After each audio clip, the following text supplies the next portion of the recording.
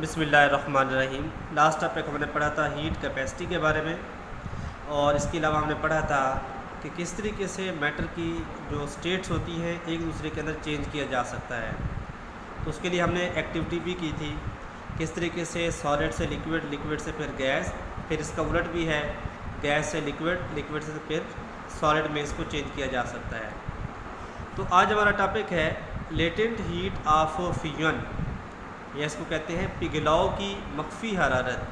Latent का मतलब होता है मख्फी, छुपी हुई या हिडन। फ्यूजन का मतलब पिघलाव या मेल्ट हो जाना। अब वो कहते हैं कि जब भी हम किसी भी एक सब्सटेंस को हीट देते हैं तो हीट देने की वजह से जो सॉलिड होता है वो अपनी स्टेट को तब्दील कर लेता है, मतलब सॉलिड से लिक्विड हालत में तब्दील हो जाता है। मतलब जब भी हम किसी भी ऑब्जेक्ट को जो सॉलिड फॉर्म में है हीट देने पर वो मेल्ट हो जाए, पिघल जाए या फ्यूज़ हो जाए, तो हम इस प्रोसेस को नाम देते हैं मेल्टिंग या फ्यूजन का नाम देते हैं। इसके बाद यहाँ पर एक छोटी सी डेफिनेशन है, शॉर्ट क्वेश्चन भी बन सकता है, MCQ भी आ सकता है कि temperature at which a solid starts melting, यानी कि वो टेम्परेचर जहाँ पर कोई सॉलिड जो होता है वो मेल्ट होना शुरू होता है, पिघलना शुरू हो जाता है, तो हम इसको नाम देते हैं फ्यूजन पॉइंट या मेल्टिंग पॉइंट का नाम दिया जाता है। यानी कि वो टेम्परेचर जिस पर कोई सॉलिड लिक्विड में तब्दील हो जाए हम उसको नाम देते हैं मेल्टिंग पॉइंट या फ्यूजन पॉइंट का नाम देते हैं। और इसका उलट प्रोसेस भी है कि व्हेन प्रोसेस इज रिवर्स, इसका उलट हो कि when a liquid is cooled it changes into solid state, कि जब कोई लिक्विड जो है वो ठंडा हो जाए और ठंडा होने के बाद वो सॉलिड फॉर्म में आ जाए, हम उसको नाम देते हैं इसका फ्रीजिंग पॉइंट या फ्रीजिंग कहा जाता है। या वो टेम्परेचर जिसके ऊपर या जिस पॉइंट के ऊपर लिक्विड सॉलिड में तब्दील हो जाए, फ्रीज हो जाए, उस पॉइंट को भी नाम देते हैं फ्रीजिंग पॉइंट का। तो different substance have different melting point. तो हर जो चीज़ होती है, हर जिस्म, उसका मेल्टिंग पॉइंट और बॉइलिंग पॉइंट एक दूसरे के लिहाज से क्या होते हैं, तब्दील होते हैं।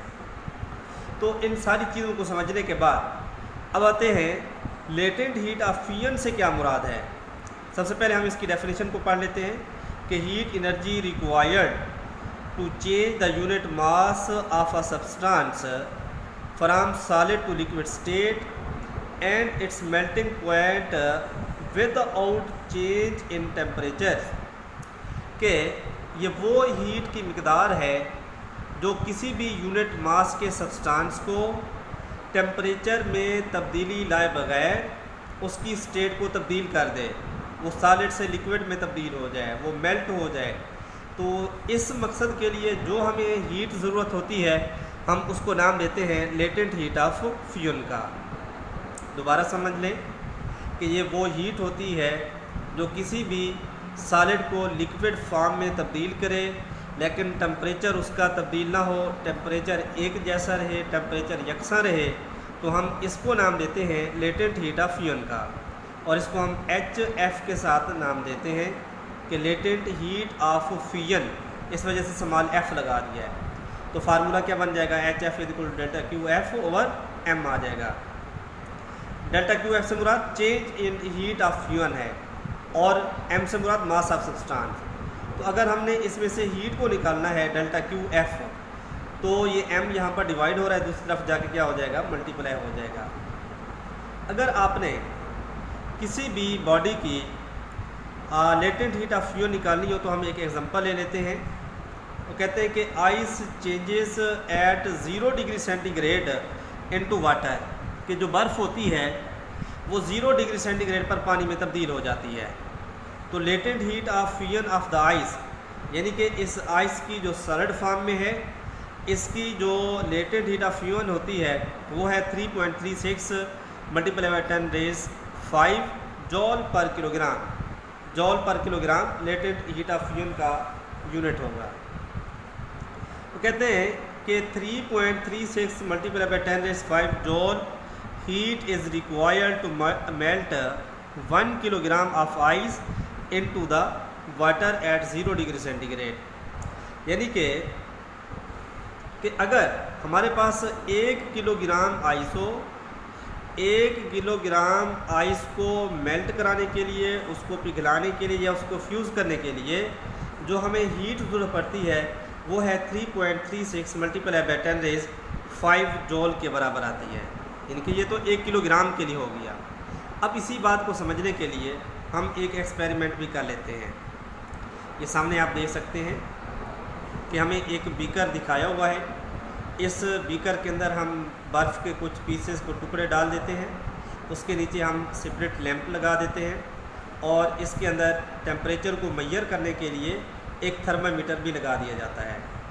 तो साफ ज़ाहिर है जब हम इसको बर्नर के साथ रखेंगे तो इसको हीट पहुंचना शुरू हो जाएगी और आइस जो है वो मेल्ट होना शुरू हो जाएगी। इस पैराग्राफ में ये सारी बातें बताई हुई हैं कि किस तरीके से आपने आइस को एक बीकर के अंदर रखा, फिर उसके नीचे एक आपने बर्नर को रख दिया, टेम्परेचर को मेजर करने के लिए थर्मोमीटर रख दिया। अब क्या होगा कि आइस जो है हमें पता है उसका मेल्टिंग पॉइंट जो है वो 0 डिग्री सेंटीग्रेड है, कि 0 डिग्री सेंटीग्रेड तक, ये लास्ट टॉपिक में भी हमने पढ़ा था कि 0 डिग्री सेंटीग्रेड तक इसका टेम्परेचर नहीं बढ़ेगा, बल्कि क्या होगा कि इसकी जो सॉलिड फॉर्म है वो लिक्विड में तब्दील हो जाएगी। अब आपने मुसलसल इसको हीट देते रहना है, इवन कि आप इसको गर्म करते रहेंगे। जब ये लिक्विड फॉर्म में आएगा, वाटर की फॉर्म में आएगा, तो आप क्या करेंगे, इसको मुसलसल हीट देंगे, फिर ये इसका टेम्परेचर बढ़ना शुरू हो जाएगा, 100 डिग्री सेंटीग्रेड तक पहुंच जाएगा। अब 100 डिग्री सेंटीग्रेड पर इसका टेम्परेचर एक बार फिर रुक जाएगा और इसका जो स्टेट है लिक्विड वाली फॉर्म वो गैसेस में चेंज होना शुरू हो जाएगी। तो इस मकसद के लिए हम टेम्परेचर और टाइम के दरमियान, इसको मैथमेटिकली भी प्रूव करना है आपने, तो टेम्परेचर और टाइम के दरमियान आपने ग्राफ प्लॉट करना है। तो यहाँ पर हमारे पास है मास ऑफ आइस है, उसको हम नाम दे देते हैं, फर्जी हम नाम दे देते हैं m का। इसके बाद ये हमारे पास ग्राफ है जो टाइम और टेम्परेचर के दरमियान प्लॉट किया गया है। हम इसके 3 पोर्शन बना लेते हैं। ये पहला हिस्सा जहाँ पर आइस मेल्ट होती है 0 डिग्री सेंटीग्रेड पर, फिर ये दूसरा पोर्शन, ये पहला पोर्शन हो जाएगा -30 टू 0 डिग्री सेंटीग्रेड, यानी कि ये पर यहाँ पर आइस है। फिर ये वाला हिस्सा, इसको BC का नाम दे सकते हैं आप, यहाँ पर आइस जो है मेल्ट होना शुरू हो जाएगी। फिर इसको आप CD का नाम दे सकते हैं, यहाँ पर ये सारा वाटर है।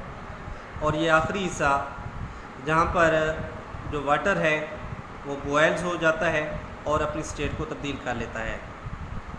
तो अब हमने नाम भी दे दिया, इनिशियल टेम्परेचर है, इसको हम नाम दे रहे हैं TF और T1 का और T2 का और T3 का, मुसलसल इसके चेंज होते जाएंगे। और इसी तरीके से दूसरी साइड पर आपने टेम्परेचर को शो किया हुआ है, -30 से शुरू हो रहा है, 20, फिर 0, फिर 20, फिर 40 डिग्री सेंटीग्रेड और 120 तक इसको प्लॉट किया हुआ है। अब इसको मैथमेटिकली हम प्रूव करते हैं। सबसे पहला काम आपने क्या करना है कि finding the time from the graph. सबसे पहली बात क्या है कि time taken by the ice to melt completely at 0 degree centigrade, के आइस को 0 डिग्री सेंटीग्रेड तक पहुंचने के लिए, मतलब इसको मेल्ट होने के लिए कितना टाइम दरकार है। तो हमने इसको पिघलाना है, फ्यूज़ कराना है, इसके साथ TF लिखा हुआ है, इसको हम लिखेंगे TF। अब जब भी हम किसी 2 चीज़ों के दरमियान डिफरेंट करते हैं, हमेशा फाइनल में से इनिशियल को किया जाता है, तो T2 माइनस T1 कर देंगे, तो इसका आंसर हमें मिल जाएगा 3.6 मिनट मिल जाएंगे। यानी कि आइस को मेल्ट होने के लिए 3.6 मिनट लग जाएंगे।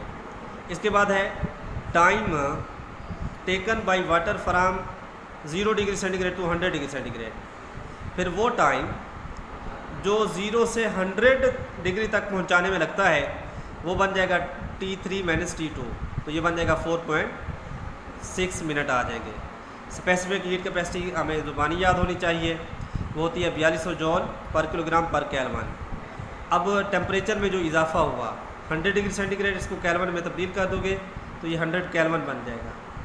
इसके बाद है heat required by water from 0 degree centigrade to 100 degree centigrade.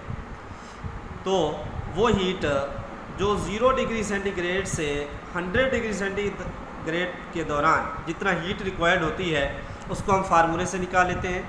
Delta Q = mc delta T बन जाएगा, m वैसे रहेगा और इसके बाद C है, C से मुराद heat capacity, specific heat capacity water की, वो 4200 आ जाएगा।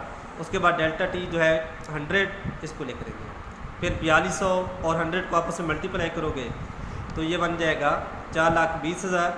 इसको साइंटिफिक नोटेशन में लेकर जाएंगे तो क्योंकि 5 के बाद आपने इशारिया लगाना है तो 10 की पावर हमें 5 मिल जाएगी जॉल पर केल्विन के बराबर। इसके बाद है कि डेल्टा Q जो है कि ये वो हीट है जो 0 डिग्री सेंटीग्रेड से 100 डिग्री सेंटीग्रेड अब्जॉर्ब होती है, यानी कि वाटर इसको एब्जॉर्ब करता है, जज़ब करता है। तो उसके लिए हम फार्मूला बना लेते हैं डेल्टा Q/T0।